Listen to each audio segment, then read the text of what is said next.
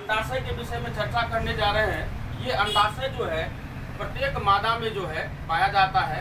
ये मादा का जनन अंग है और अंडाशय के विषय में हम लोग जानेंगे, समझेंगे ये अंडाशय क्या होता है। तो आप जानिए, ये अंडाशय जो है मादा जनन अंग है जिसमें अंडाणु का निर्माण होता है।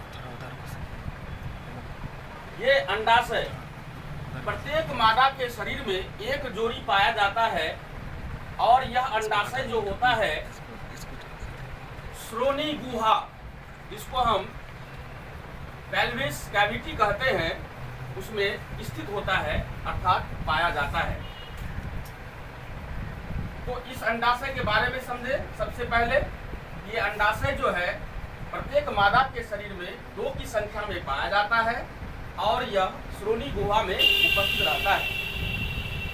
यह अंडाशय का आकार अंडाकार होता है अर्थात ओवल या इलिप्टिकल होता है और प्रत्येक अंडाशय की लंबाई 3 सेंटीमीटर, चौड़ाई 1.5 सेंटीमीटर और मोटाई 1 सेंटीमीटर होती है। फिर से एक बार समझें कि अंडाशय अंडाकार रचना होता है जिसकी लंबाई 3 सेंटीमीटर, चौड़ाई 1.5 सेंटीमीटर और मोटाई 1 सेंटीमीटर होती है।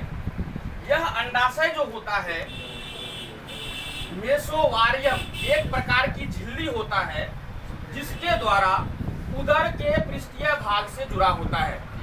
फिर से जानिए, ये अंडाशय मादा के शरीर में मेसोवारियम झिल्ली द्वारा उदर के पृष्ठीय भाग से जुड़ा होता है।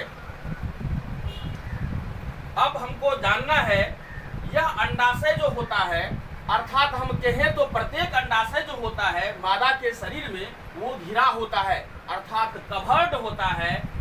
उसका नाम है ट्यूनिका एल्बुजिनिया अर्थात अंडाशय ट्यूनिका एल्बुजिनिया द्वारा घिरा होता है। जो ट्यूनिका एल्बुजिनिया संयोजी उत्तकों का बना होता है अर्थात अंडाशय संयोजी उत्तकों के द्वारा बने अस्तर के द्वारा घिरा होता है, उस अस्तर को हम लोग ट्यूनिका एल्बुजिनिया कहते हैं।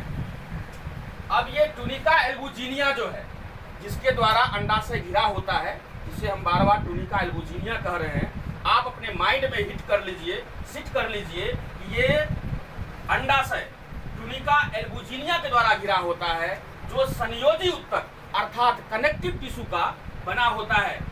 इस ट्यूनिका एल्बुजिनिया के नीचे एक प्रकार के कोशिकाओं का स्तर पाया जाता है। उस कोशिकाओं के स्तर को हम लोग जनन एपिथेलियम के नाम से जानते हैं। अर्थात हम कहना चाहते हैं कि अंडाशय तो ट्यूनिका एल्बुजिनिया के द्वारा घिरा होता है, लेकिन ट्यूनिका एल्बुजिनिया के नीचे भी कोशिकाओं का स्तर पाया जाता है जिसको हम जनन एपिथेलियम कहते हैं। अब सबसे बड़ी बात जानिए, यहाँ से अंडाशय की कहानी शुरू होती है। शुरू तो पहले हुई थी लेकिन यहाँ से शुरू होगी। कैसे जो है ये अंडाशय के बारे में हम लोग समझेंगे। तो जनन एपिथेलियम, मैंने कहा ये जनन एपिथेलियम ट्यूनिका एल्बुजिनिया के नीचे का स्तर होता है। जनन एपिथेलियम में स्तर है तो ढेर सारी कोशिकाएं होगी, उसमें से कुछ कोशिकाएं जो होती है वो आपको अंडाशय के भीतरी भाग हम यहाँ बताना चाहेंगे कि अंडाशय के भीतरी भाग को एस्ट्रोमा कहते हैं और ये एस्ट्रोमा भी बना होता है तंतुओं और संयोजी ऊतकों का। अर्थात ये है कि अंडाशय के भीतरी भाग को एस्ट्रोमा कहते हैं। मैंने बताया था कि ट्यूनिका एल्बुजिनिया के नीचे जनन एपिथेलियम जो होता है वो अंडाशय के भीतरी भाग अर्थात एस्ट्रोमा में उसकी कुछ कोशिकाएं, किसकी कुछ कोशिकाएं, तो जनन एपिथेलियम की कुछ कोशिकाएं एस्ट्रोमा में प्रवेश करता है। एस्ट्रोमा में प्रवेश करने के बाद जनन एपिथेलियम की कोशिका पुटक का निर्माण, पुटक मतलब फॉलिकिल, अर्थात फॉलिकिल का निर्माण जो है जनन एपिथेलियम की कोशिकाओं के द्वारा होता है। कब होता है? जब जनन एपिथेलियम की कोशिकाएं एस्ट्रोमा में प्रवेश करता है। तो एस्ट्रोमा में प्रवेश करने के बाद वही जनन एपिथेलियम की कोशिकाएं जो है निर्माण अर्थात फॉलिकल को बनाता है या फॉलिकल का निर्माण करता है। अब क्या होता है, स्ट्रोमा के अंदर जो है जनन एपिथेलियम की कोशिकाएं फॉलिकल का निर्माण कर देता है, पुटक को बना देता है। अब यह पुटक जब बन जाता है तो यह पुटक पुनः ग्रेनुलोसा कोशिकाओं द्वारा घिरकर, ये पुटक ग्रेनुलोसा कोशिकाओं द्वारा घिरकर बनाता है। क्या बनाता है, तो कहता है कि प्राथमिक पुटक का निर्माण करता है, प्राथमिक पुटक का निर्माण करता है। और यह प्राथमिक पुटक, फिर से सुन लीजिए, पुटक का निर्माण तो हो गया जनन एपिथेलियम के कोशिकाओं द्वारा, फिर ये पुटक क्या होता है, ग्रेनुलोसा कोशिका के द्वारा घिर करके प्राथमिक पुटक का निर्माण कर देता है। प्राथमिक पुटक के निर्माण के बाद पुटकों से एक कोशिका बड़ी होकर डिंब कोशिका या अंडाणु बनाता है। अब पुनः जो है उसाइड जो होता है, जिसे हम अंड कोशिका कहते हैं, ये अंड कोशिका या उसाइड जो है पुटक के द्वारा विभाजित होकर जो दो स्तर बनता है, उन पुटक के दो स्तरों के द्वारा, पुटक के विभाजित होने के बाद कोशिकाओं का दो स्तर बनता है, उस दो स्तर के द्वारा अंड कोशिका पुनः घिर जाता है, जिससे द्वितीयक पुटक का निर्माण होता है। अर्थात हम लोग जाने कि अंडाशय होता है, अंडाशय टूनिका एल्बुजिनिया से घिरा होता है, टूनिका एल्बुजिनिया के नीचे एक स्तर होता है जिसे जनन एपिथेलियम कहते हैं। जनन एपिथेलियम की कुछ कोशिकाएं अंडाशय के भीतरी भाग स्ट्रोमा में प्रवेश करता है, स्ट्रोमा में प्रवेश करने के बाद पुटक का निर्माण करता है अर्थात फॉलिकल को बनाता है। पुनः फॉलिकल जो है ग्रेनुलोसा कोशिका द्वारा घिर करके प्राथमिक पुटक का निर्माण करता है।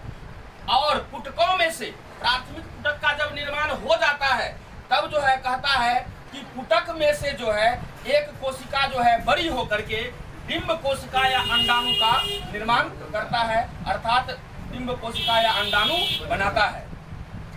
अब पुनः जो है पुटक विभाजित होकर दो स्तर को बनाता है और उस दो स्तर के द्वारा पुनः वह अंड कोशिका को घेर लेता है और घेर करके एक पुटक का निर्माण करता है, जिसको द्वितीयक पुटक कहते हैं।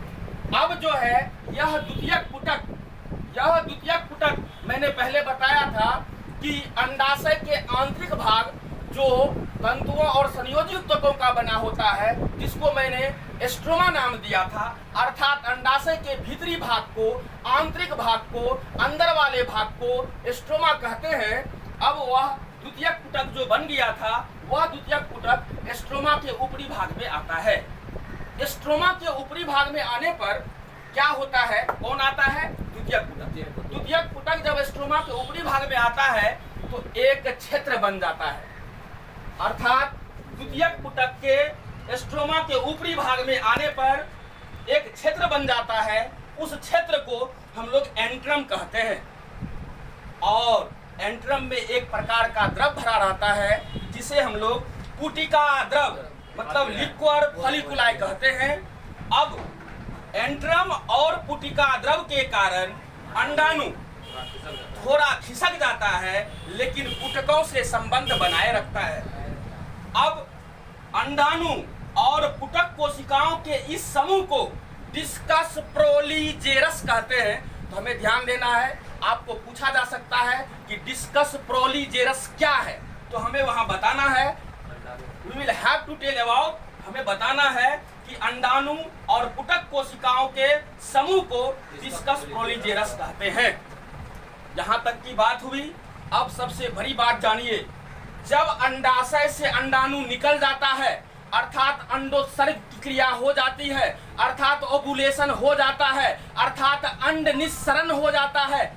मैं ये कहना चाहता हूं, अंडाशय से अंडाणु के मुक्त होने के बाद, अंडाशय से अंडाणु के मुक्त होने के बाद पुटक जो था, फॉलिकल जो था, वह एक पीली संरचना में बदल जाता है और उस पीली संरचना को हम लोग एक नाम से जानते हैं, जिसे कॉर्पस ल्यूटियम कहते हैं। तो हम याद दिलाते हैं, अगर पूछा जाए what is the process about to the formation of corpus luteum, अगर ये पूछा जाए कि कॉर्पस ल्यूटियम के निर्माण की क्रिया क्या है, तो आप कहिएगा अंडाशय से अंडाणु के निकलने के बाद, मुक्त होने के बाद उसमें जो उपस्थित रहता है फॉलिकल अर्थात पुटिका, वही पुटिका जो है पीली संरचना में परिवर्तित हो जाता है और उसी पीली संरचना को कॉर्पस ल्यूटियम कहते हैं।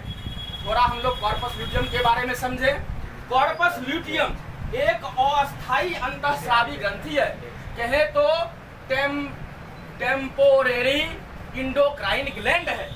अर्थात कॉर्पस ल्यूटियम एक अस्थायी अंतःस्रावी ग्रंथि है और यह कॉर्पस ल्यूटियम इसके द्वारा मुख्य रूप से मादा हार्मोन प्रोजेस्टेरोन और एस्ट्रोजन स्रावित होता है। कहीं पर बच्चों दिक्कत? If any kinds of doubt, then we will tell me about. Then I'll give explanation of all topics. कहीं अगर दिक्कत है आप लोग बताइए। सीधा एक बार पुनः समझ लीजिए। अंडाशय गोलाकार रचना होता है, इसकी लंबाई 3 सेंटीमीटर